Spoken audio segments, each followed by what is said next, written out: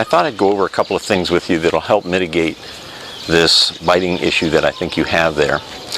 And the first thing I'd like to tell you is that the pack leader is the one that's in charge of pack defense. So the fact that your dog is actually going and biting other folks, even though they've been tormented and so on, indicates to me that they may be thinking that they're pack leader. In order to change that up, we've got to get the dog thinking you're the one that's going to be pack leader. And the way you do that is by how you behave. And of course their language is body language. So a lot of this has to do with how you're conducting yourself. We've got to convince the dog that in fact you're the one that's in charge of defense. So just to give you a little sense of this, here is a diagram, and here is pack leader and followers. Now a pack leader may be a dog that's well suited for that, and maybe not. What I mean by that is, hold on a second. That was a white-top presidential helicopter that comes in and out of the White House, and we tend to be on their flight path. So dogs come in three temperaments: dominant, passive, and shy, fearful. And because they're not in a normal wild pack like this, you can end up with a shy, fearful, or a dominant dog, or a passive dog in as pack leader. And there's only one personality that suits this, and that is the dominant dog. So when a dog takes over pack leader, they also take on new additional responsibilities, and here they are. One, defend the pack, and there it is. And I think this is where the issue is that the dog thinks it's in charge of defending the pack. Two, make the decisions. So if you're not taking strong control of the dog in terms of the way we walk, which I'll show you in a little bit, and the way you're making the decisions for the dog, again, the dog will think it may be in charge. Three, keeping the group together. And four, keeping peace and order, which is what that's all about. Now, if you are a follower in the pack, you also have duties, of course, and that is pack support, following orders, and sounding a general alarm. Now, this alarm business, or the way they bark, actually has meaning because it is part of the pack communication. So a pack leader alarm, or pack leader, has a very hard driving, I'm going to get you sound about it. So it has a kind of sound to it. And what they're doing is if it's a dominant dog, he is trying to get you. He is trying to hurt you. If it's a passive dog or it's a shy dog, he's faking it. But he's trying to convince you that I'm such a bad dog here that you better go away. So that's one of the big indicators that they can do physically, that sound, that will convince you that maybe they're thinking pack leader. Now, if they're a follower, down here, they are going to be giving a bark that has more of a call to it, more like a roar. And what they're doing is saying, hey boss, we see something down here that you should help us with. Come on over here. I don't want your job. I just want you to come over here and tell us what to do. And so that has a more of a sound to it. Okay, so what I'm saying here is that you actually can tell what position your dog is in by how they're behaving. Good. So,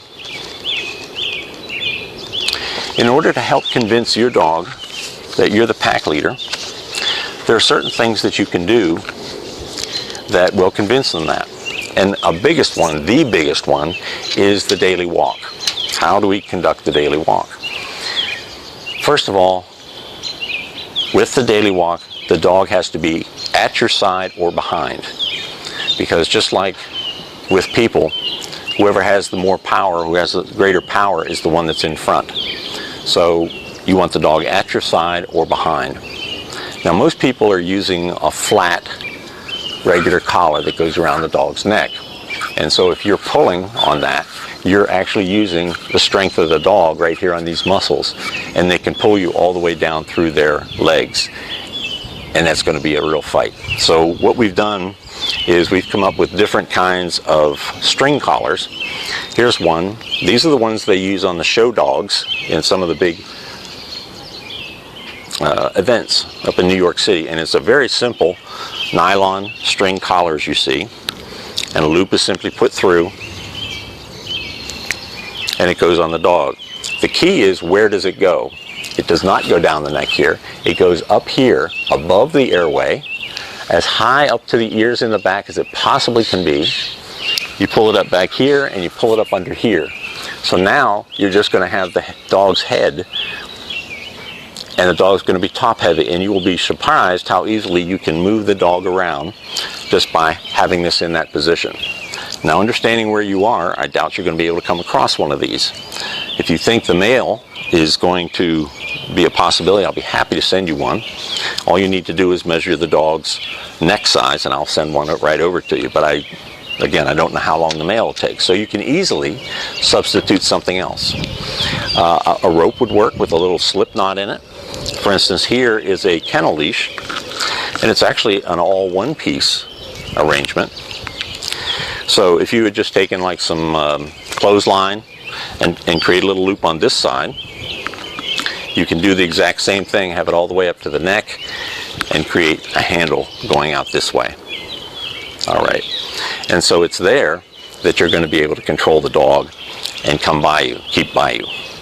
Now, the important thing about this is we're never going to actually loop it tight when we're going to correct the dog. So we're not going to do this and release. Okay, we're not going to do this kind of a pull. It's only ever going to be a snap. So it'd be like this, boom, boom. And every time I release it, boom, boom. So all we're trying to do is give the dog's head a shake. And it's not unlike the reins of a horse in their mouth, that when you snap that, their head goes up, which automatically moves them back. So if you try to drag them back with your hand, you see it's going to come down the neck, which then removes your advantage. So if the dog's right beside you, and I'm going to demonstrate this in a moment, you want it up high, and it's up, boom, and you always release. And if you have to do it multiple times in a row, you do it multiple times in a row. Okay, so I'm going to show you now how the walk works. And I'm going to use my dog Tessie, and I'm going to have to put the microphone down. So I'll holler over to the camera, but hopefully you'll be able to see it from there. Okay, this is my dog Tessie, and as you see, I've got the leash in my hand here.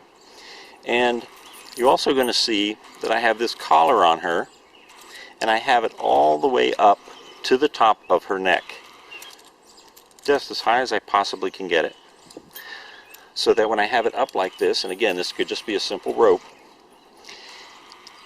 you can control her. So watch what happens. I can easily just move her around without her having any real say-so about it. This convinces the dog that in fact you're the one making the decisions. So when I'm walking with Tessie, I keep this very short, very short. She's actually right down off the end of my hand, if you can see that. Okay, so when I walk, this is a loose leash right there. When she's out of position, she gets a pop, and it looks like this. Boom, boom. And that encourages her to come back into the comfort zone, which is going to be right here by my knee. So, as you see, she's standing right here, and so now I'm going to take a step, and when she's in the right position, there, I'm just going to pop her a little bit, and you see how her head went up, not back, because if I go back, look what happens to the collar. It goes down the neck, which then loses my power.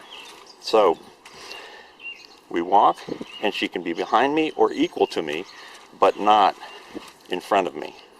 And this is the basic unit every day that's going to convince the dog that in fact you are making the decisions. You see?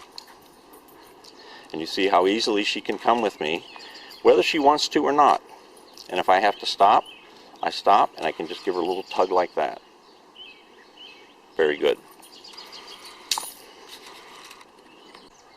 The next thing I want to show you is how to agree and disagree with behaviors in a way the dog can understand. Now, if we use our voice, basically the dog can't understand it. They have no language center in their brain. And so your voice only ever becomes stimulus and response as opposed to meaning of the word.